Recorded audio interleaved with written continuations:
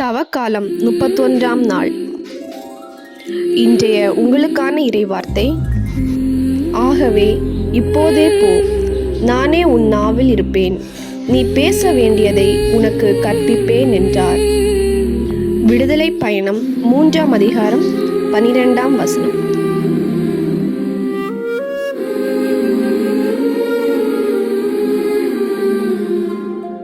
அக்கறையை நோக்கி செல்ல